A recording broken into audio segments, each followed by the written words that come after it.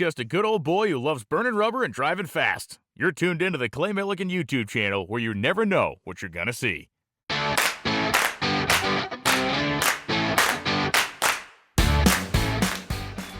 It's another nasty rainy day here in Drummond's, Tennessee. What are we doing today? Well, of course, we're out in the shop. And again, nasty, gloomy, rainy. So it's funny, I got a lot of comments in the last video about you need to pin the fender on your trailer. You need to, latch it. It was, truth is, I did not have it finished, but I wanted to finish that video so I could get it set out. So this is what I did. Simple T-handle that you just screw off. I made these, I just welded them up. 1/2-inch nut. Welded this little deal together. Simple. Welded a washer to it. And again, we got this angle iron here. So you just simply screw that right in. Did the same thing, front and rear. T-handle there as well. So you might be wondering, why do you have the trailer inside today? Well, I'm not planning on Dentley breaking down at any point, but it's a good chance it could happen. So I just went and bought at one of the inexpensive tool stores a winch to put on the front of the trailer.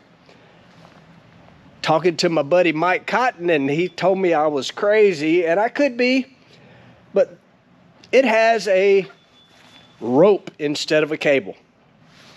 He don't think that's a good idea, but it's what they had. The only thing they had in stock, so I bought it. So I'm gonna figure out how to put a winch on this trailer in case we need it. You ever have them jobs where you think, pretty simple. Basically drill 4 holes and hook up 2 wires. That's what I thought, not what it was. I've got half of the shop out here. I ended up mounting a battery, which I didn't really want to do. Yes, I know it's got to have a battery, but I had these thoughts of maybe just like having a hot cable run to the back bumper of the truck and some kind of plug-in like on a forklift battery or something. But in the interest of time, my truck that is, and it's pouring down rain, and not having a cable long enough to do that, I went ahead and did what they recommended in the instructions. Battery close to the mount, blah blah blah. So I ended up drilling a 3/4 inch hole in this probably 1/4 thick angle iron. This is where your remote plugs in, and there's basically a solenoid underneath. It's got a few wires going to it. Put a kill switch on here, off on deal, just because it was in there. Battery, mounted that through this thick angle right here under the front 2 bolt holes. I put another piece of angle in there just to make it stronger, because if it goes to pull that bad boy up in the air, not up in the air, but up on the trailer, it's going to need some oomph, and it's going to need some strength to hold onto the trailer.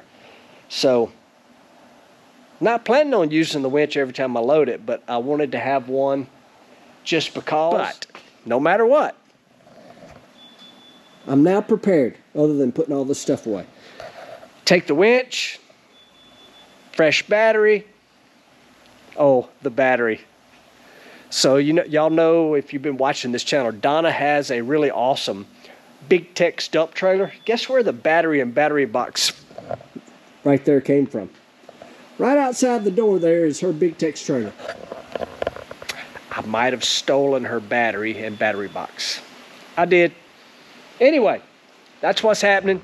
Way too much time to do that, but it's done. All right, got one for y'all. Get your opinion. I love your opinion. Kind of like the tinted headlights or not. So this side has the inner fender in it. So I actually, me personally, I like having the inner fender in there.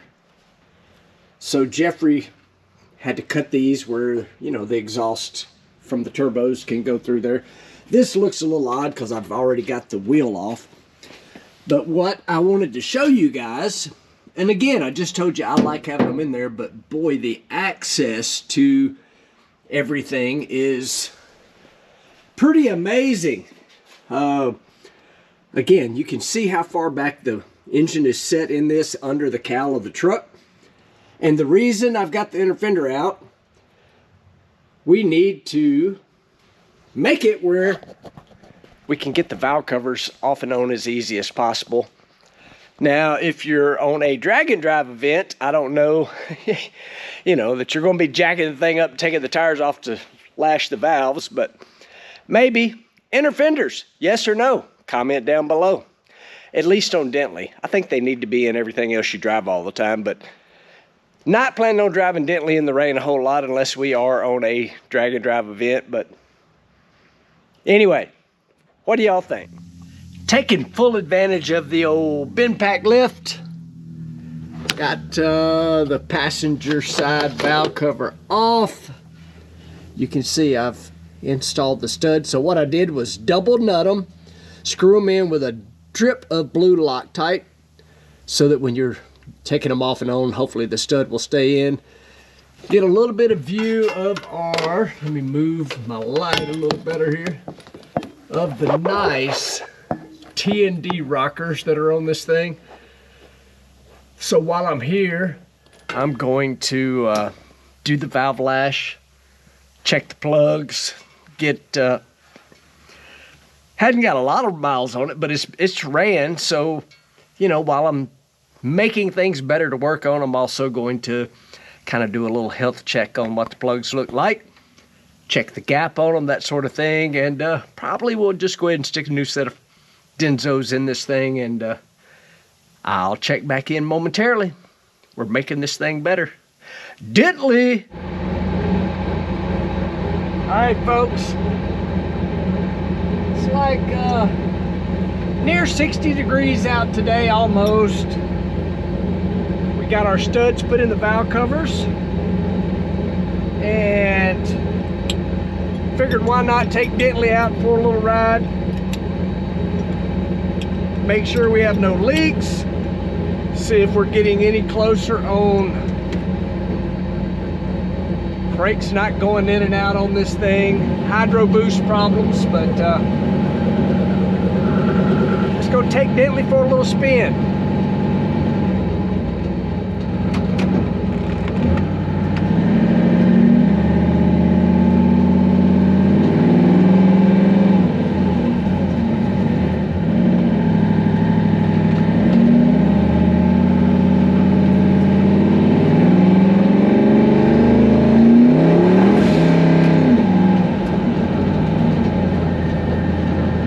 This thing's so freaking cool. Yes, I have a normal little route.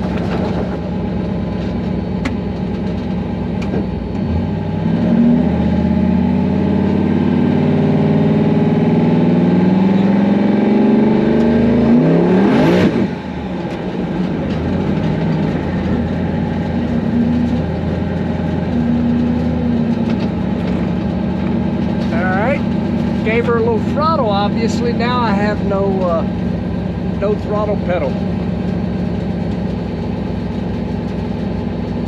Glad I did that right there.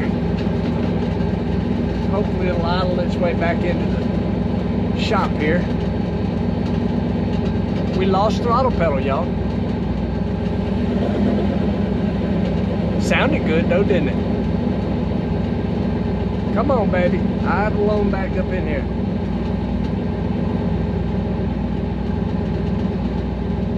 Come on.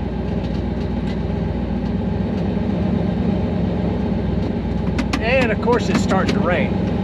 We don't need that. 208, 48 pounds of oil pressure. So all that's good. Let's see what's happening under the hood. All right, I'm not sure what's happening, but something crunchy. That's not good. Gonna have to take a look at that. All right. Better to have stuck shut than stuck open. That's for dang sure.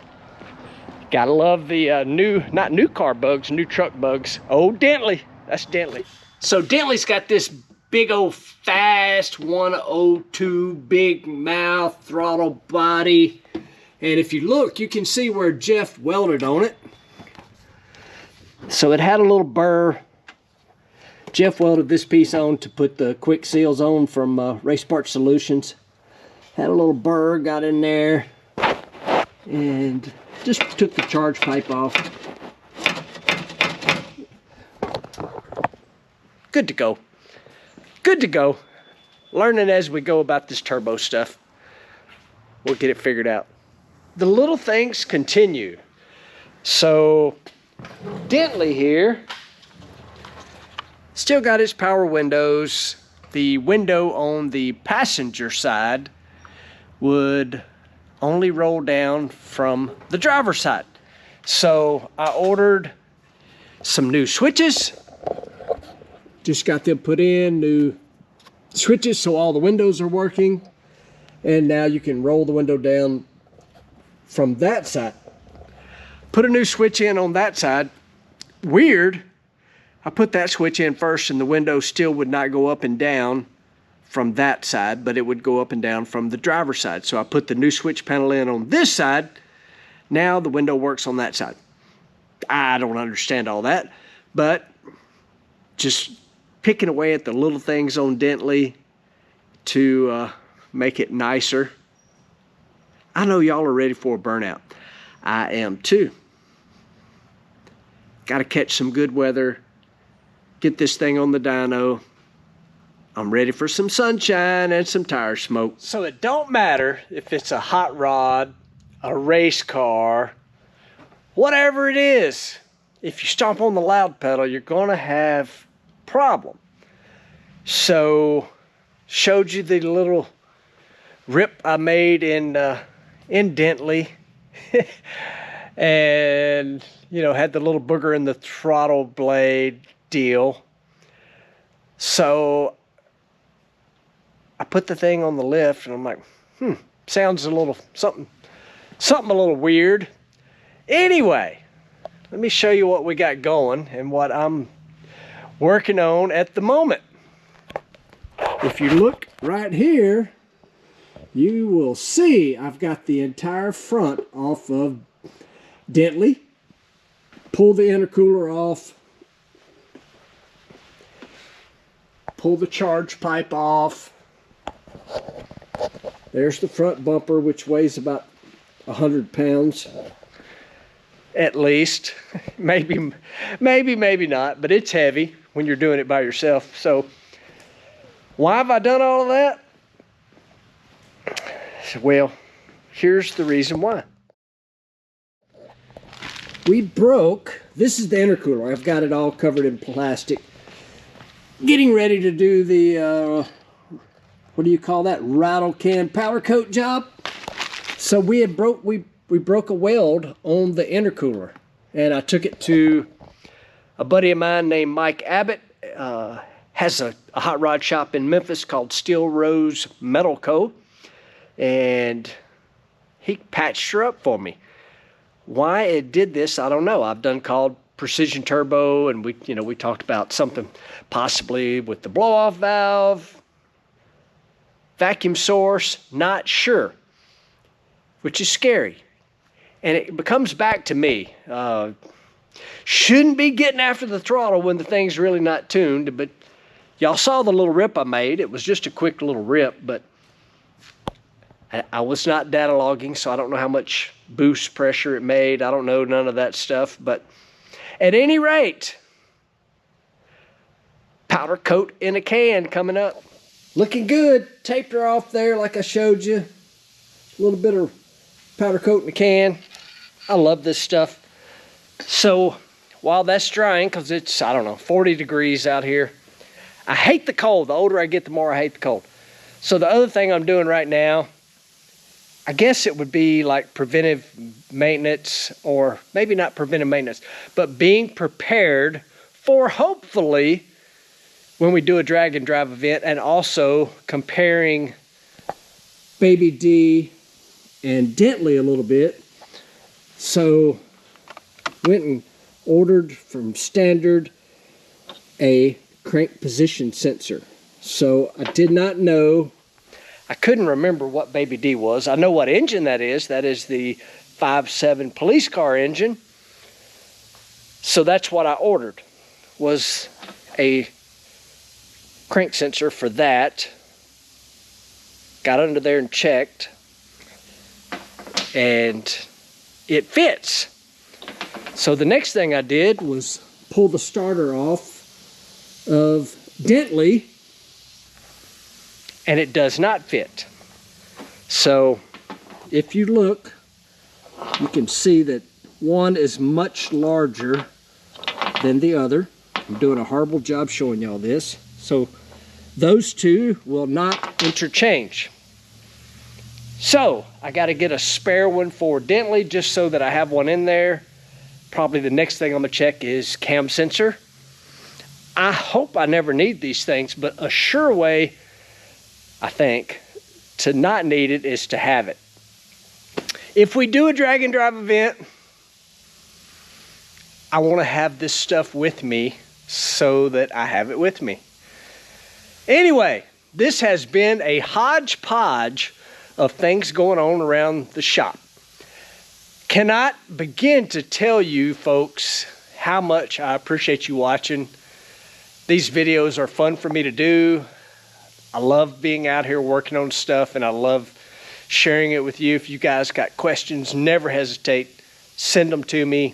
Thank you guys so much for watching, liking, subscribing, and sharing, and I will see you in the next one.